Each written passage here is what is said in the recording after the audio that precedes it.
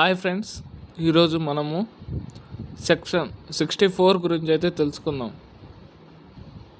ఓకేనా. సెక్షన్ 64 అనేది దేని గురించి మాట్లాడుతుంది? సెక్షన్ 64 అనేది sentence of imprisonment for non payment of fine. అంటే ఒకవేళ ఎవరైనా జైలు శిక్ష పడిన వ్యక్తి ఆ ఫైన్ అనేది కట్టకపోతే ఎటువంటి చర్యలకు బాధ్యుడవుతాడు అనే దాని గురించి అయితే మాట్లాడుతుంది సెక్షన్ 64. ఓకేనా. దీంట్లో in every case of an offence punishable with imprisonment as well as fine in which the offender is sentenced to a fine whether with or without imprisonment, and in every case of an offence punishable with imprisonment or fine or with fine only in which the offender is sentenced to fine, it shall be competent to the court which sentences such offender to direct by the sentence that in default of payment of the fine the offender shall suffer imprisonment for a certain term, which imprisonment shall be in excess of any other imprisonment to which he may have been sentenced or to which he may liable under a commutation of a sentence. ఓకేనా. అసలు ఏంది ఇది? In every case of an offence punishable with imprisonment as well as fine. ప్రతి ఒక్క కేసులో jail శిక్ష మరియు అదేవిధంగా ఫైన్ అనేది అయితే ఉంటాయి. In which the offender is sentenced to a fine.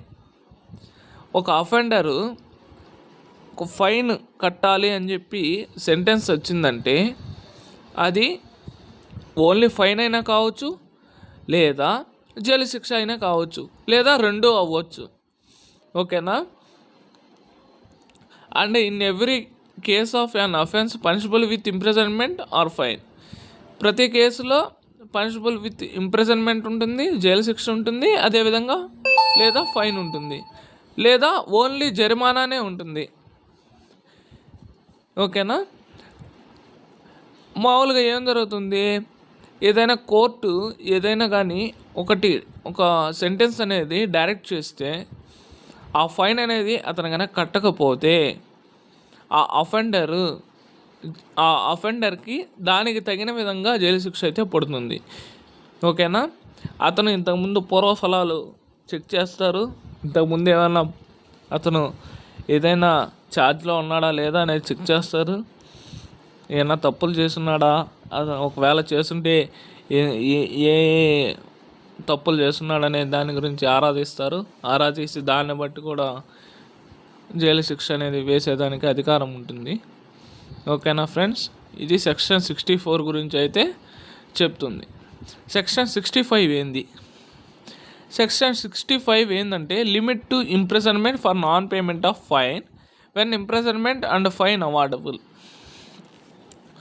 The term for which the court directs the offender to be imprisoned in default of a fine shall not exceed 1/4 of the term of imprisonment, which is the maximum fixed for the offence, if the offence be punishable with imprisonment as well as fine.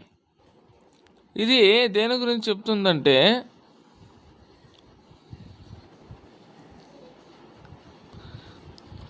the term which the court directs the offender to be imprisoned in default of payment of a fine. ఒక వ్యక్తి court ఎవరికైనా అఫెండర్కి ఏదైనా direct చేసింది, జరిమానా విధించింది, ఆ జరిమానాని అతను కట్టలేకపోయాడు. అది ఎందువల్ల కట్టలేదు అంటే, ఇప్పుడు జైలు శిక్ష విధించినప్పుడు ఆ జరిమానాను కట్టనప్పుడు అతను ఏదైతే తప్పు చేశాడో దానికి ఎంతైతే శిక్ష ఉందో దాంట్లో 1/4కి మించకుండా అతనికైతే శిక్ష అయితే పడుతుంది. దాన్నే సెక్షన్ 65లో చెప్పినారు. ఓకేనా, అర్థమైందా? ఈ వీడియో కనుక మీకు నచ్చినట్లయితే లైక్ చేయండి, షేర్ చేయండి, కామెంట్ చేయండి friends. Thank you for watching my video. Bye friends.